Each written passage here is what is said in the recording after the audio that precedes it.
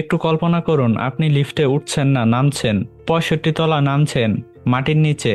আপনার ফ্ল্যাট, আপনার office, park, রেস্তোরাঁ সবকিছু জমিনের তলায়। শুনতে সায়েন্স ফিকশন মনে হচ্ছে, তাই না? কিন্তু এটা সায়েন্স ফিকশন না, এর নাম আর্থ স্ক্রেপার। আর এটাই হয়তো আমাদের ভবিষ্যতের বাড়ি।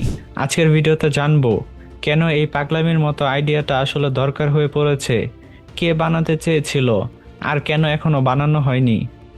চলুন আগে বুঝি সমস্যাটা কত বড়। প্যারিস পৃথিবীর সবচেয়ে সুন্দর শহরগুলোর একটা।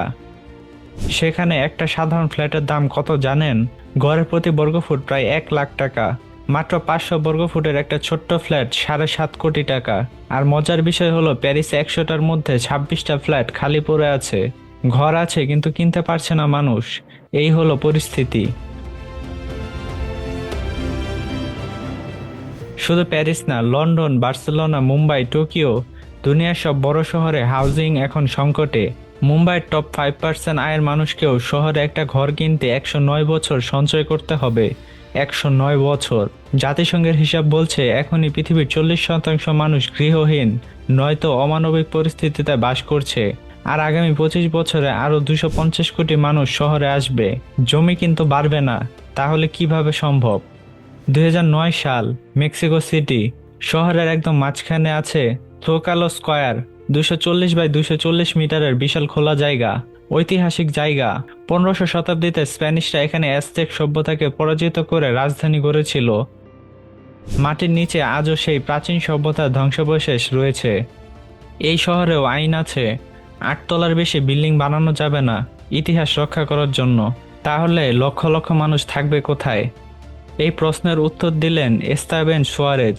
BNKR আর্কিটেকচারাল নামে একটা কোম্পানির তরুণ আর্কিটেক্ট। তিনি বললেন, উপরে যেতে পারবো না, ঠিক আছে, আমরা নিচে যাব।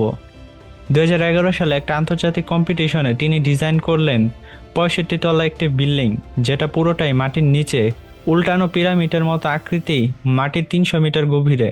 এরই নাম হলো আর্থ স্ক্রেপার। স্কাই ক্রেপারের উল্টো, আকাশে নাই, মাটির ভেতরে। ডিজাইনটা দেখলে মাথা ঘুরে যায়। বিল্ডিং এর ঠিক মাঝখানে একটা বিশাল ফাঁকা জায়গা, এর নাম লাইট ওয়েল। এই ফাঁকা জায়গা ইচ্ছা করে রাখা হয়েছে যাতে সূর্যের আলো সরাসরি 300 মিটার নিচে পৌঁছে যেতে পারে। ওপরের অংশ হবে কাচের মেঝে, মানুষ স্বাভাবিকভাবে হাঁটতে পারবে, পার্ক করা যাবে, অনুষ্ঠান হবে। বাম আর ডান দিকে থাকবে আবাসিক ও বাণিজ্যিক ফ্ল্যাট।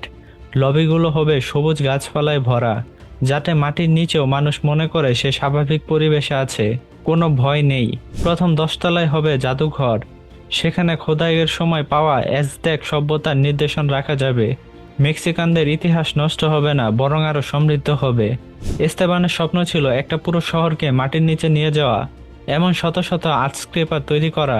এখন মনে হচ্ছে এটা কি আদৌ সম্ভব? 1963 সাল, তুরস্কের কাপাডোসিয়া অঞ্চলে খোঁজ পাওয়া গেল এক বিস্ময় জিনিসের। 3200 বছর আগে তৈরি হওয়া একটা আন্ডারগ্রাউন্ড মেগা সিটি। শুধু একটা বিল্ডিং না, 200টা পরস্পর সংযুক্ত শহর 18 তলা গভীরে।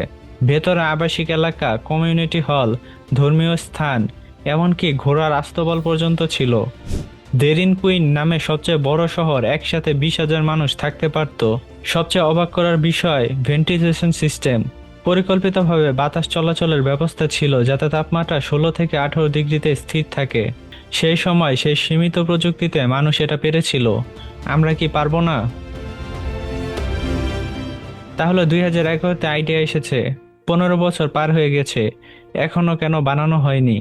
কারণটা প্রযুক্তির সীমাবদ্ধতা না, কারণটা মানুষের মন।